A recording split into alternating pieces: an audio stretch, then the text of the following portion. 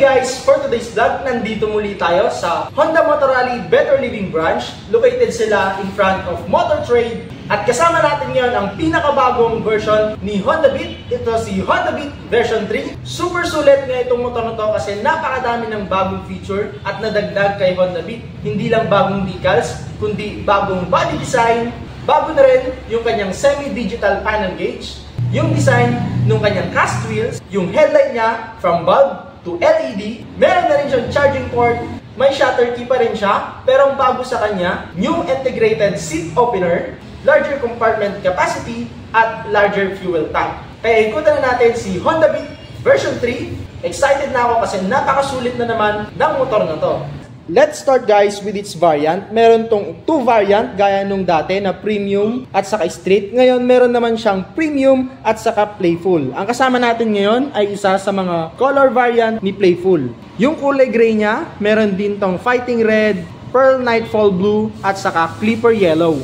Sa kanya namang premium variant, meron lang siyang dalawang kulay at minimalist lang yung kanyang decals, pearl arctic white at saka matte axis gray metallic. At syempre, pag sinabing premium, mas higher yung price nung variant na yon. At dito muna tayo sa playful variant. Sa mga gusto makakita ng variant na yon, please do subscribe sa ating YouTube channel. Support nyo na rin ako sa aking Facebook page and sa aking TikTok para sa update ng Honda Beat version 3. Umpisahan nga natin guys, dito sa kanyang alloy wheels. Ito na yung pinagkaiba niya dun sa previous model niya. Itong gulong niya, kamukha na ni Genio o kaya ni CB150X. Kulay naman nung kanyang alloy wheels, matte black, pero dun sa kanyang premium, kulay gold. Braking power naman niya, dito sa kanyang harapan, single hydraulic disc brake, single piston caliper. Pero ang maganda dito sa kanyang playful variant, naka-CBS na siya, combi braking system. Ibig sabihin 70-30, kung magbe-brake ka sa likod, may 70 tapos may 30% dito sa kanyang harapan. Brand ng kanyang gulong, Federal pa rin. Size dito sa kanyang harapan, same pa rin nung dati, 80/90. Suspension naman niya dito sa kanyang harapan, telescopic fork pa rin at pagkaka-finish sa kanya, metallic black. Fender naman niya, matibay pa rin yung plastic na ginamit. Iba na rin yung kanyang design dito sa kanyang front fender. Mas may accent na yung kanyang edges dito sa kanyang plastic design. Dito naman tayo sa kanyang headlight guys. Makikita natin dito, agaw pansin dito sa kanyang pinakababa, may pasungay na siya dyan. Ayan o. Tapos, yung kanyang headlight guys, from bulb type, LED na ngayon yan. Ang naiwan lang na bulb is yung kanyang signal lights and then yung kanyang stoplight. Dito sa kanyang signal light, iba na rin yung pagkakadesign sa kanya. Kung matatandaan nyo, may nakalabas pa na plastic design dito sa kanyang turning lights. Pero ngayon, plain na siya. Mas gumanda, mas naging ka-shape niya si Airblade na 160. Decals lang na makikita natin dito, ito lang, yung dati niyang nakalagay. May beat pa rin dito. Dito sa kanyang pinakataas, may black na rin siya dito. And yung fairings naman niya dito, yung kulay niya is yung body color niya. Napakaganda rin nung kanyang side mirrors na napakatibay. Dito naman sa kanyang handlebar, dito sa may bandang left side, makikita natin dito yung kanyang park brake. Ayan, malaklik na 125 na. Mas pinalaki to kesa dun sa dati na napakaliit lang. Gamit na gamit ito pag nagpa-park ka sa uneven surface o kaya for safety purposes, may mga bata, may mga sumasakay-sakay, pwede mong gamitin to. I-park brake mo lang siya. Hindi nagagalaw yung kanyang gulong. Dito naman sa kanyang grip, saktong-sakto lang din sa ating kamay. Tip end niya, plastic, maganda rin yung rubber, makapit sa kamay. And buttons na makikita natin dito, meron siyang high and low option button, busina, at saka yung kanyang turning lights button. Sound check ng kanyang busina. Ayan, saktong-sakto lang din yung lakas. And tignan naman natin yung kanyang headlight and turning lights at saka yung kanyang stoplight.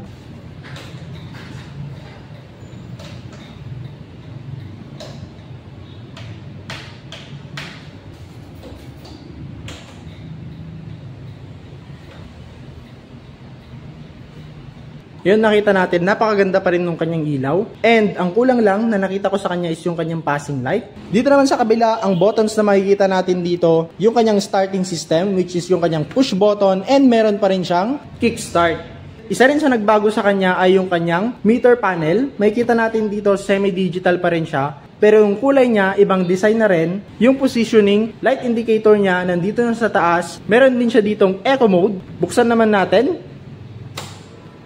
Ayan. So, kulay puti na yung ilaw niya dito. And then, kulay blue dito sa kanyang fuel indicator at sa kanyang odometer. Meron pa rin nakalagay dito na PGM-F5 fuel injection. At yung eco niya dito, wala pa siyang button na option for eco mode. Pero pag ito umilaw, ibig sabihin yung consumption ng gasolina mo, nasa tama kang takbo, nasa tamang consumption ng gasolina yung makina mo. Yung emblem niya, andito pa rin. Pero dati itong emblem na to, nandito siya sa banda rito. Dito naman sa kanyang sides, makikita natin yung kanyang decals. Pati dun sa kanyang likod, very modern na rin talaga siya. Na okay din. Napangatawanan niya yung kanyang pagiging playful dito sa kanyang mga decals. Isa rin sa nagbago dito sa motor na to ay yung kanyang front pocket. Makikita natin dito, ito na lang yung open. Dun sa kabila, close na yon, pero dun na nakaposisyon yung kanyang charging port. Meron pa rin siyang utility hook dito. Para buksan yung kanyang charging port, ipupush mo lang to, andito na yung kanyang charging port. Kaya lang, kailangan mong gumamit ng adapter. At pag uulan, wala ka ng problema, i-close mo lang to. Safe na yung charging port. Kung convenient na yung Honda Beat dati, mas pinaka-convenient pa ngayon kasi yung kanyang seat opener andito na. Push button na lang, itatapat mo lang yung susi dun sa kanyang seat and ipupush mo lang siya.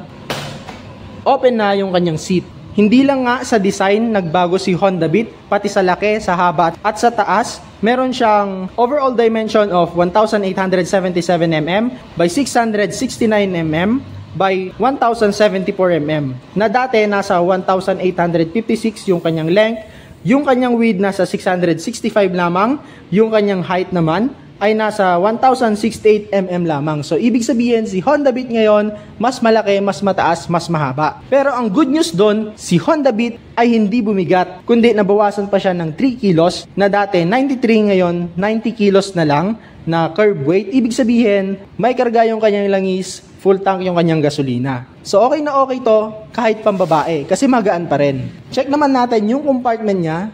Same as before, meron pa rin siyang tool organizer dito. Meron din dito and dito rin sa baba. Meron pa rin siyang helmet hook pero wala pa rin siyang spring. Kinagandahan nito, mas lumaki na yung kanyang compartment. Nasa 12 liters na to pero hindi pa rin kasya yung ating half-face helmet. Pero malalim na to, pwede mo nang ilagay dito yung ibang mga gamit mo like kapote, yan, yung mga necessary items. At dito naman tayo sa kanyang fuel tank na mas lumaki din. Dati 4 liters, meron na siya ngayong 4.2 liters. Tank capacity, meron din siya ditong overflow. Ayan, kung na full tank masyado, ayan, dito dadaan yung sobra mong gasolina. And for the fuel consumption guys, mas bumaba yung fuel consumption nito. Na dati nasa 63 kilometers per liter, ngayon naging 58.2 kilometers per liter na. Pero ang good news doon, bumaba yung weight niya at lumakas yung kanyang makina. Punta naman natin yung kanyang makina.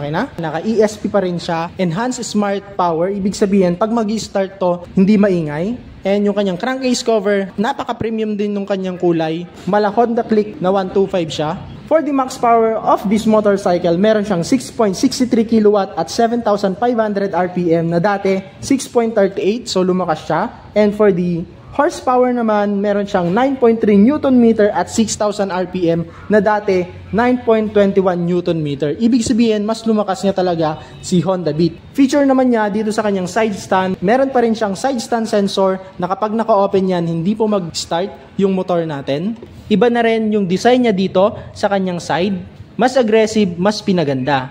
Braking power naman dito sa kanyang likod, naka-mechanical leading and trailing pa rin or drum brake. Suspension niya, monoshock. Size naman nung kanyang gulong 90 by 90, nagaya pa rin ng dati. Dito naman sa kanyang taillight, iba na rin yung kanyang design.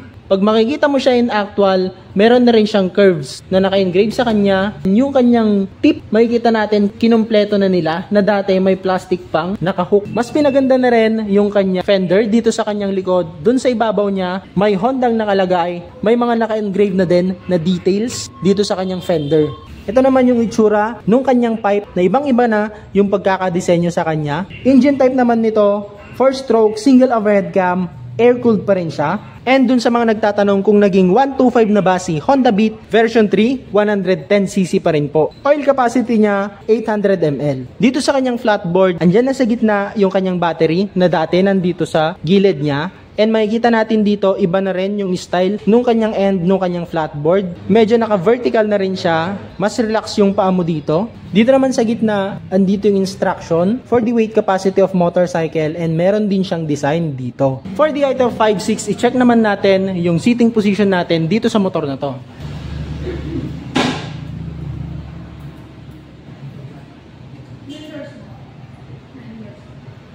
Una nating napansin, maganda yung kanyang flat seat. Suspension niya, nagpi-play talaga, harap at likod, napakaganda, very comfortable, napakagaan, and dun sa height natin, naka-flat yung paa natin sa baba. For the SRP guys, 71,400 pesos itong playful variant. For the premium variant naman, meron siyang 72,400.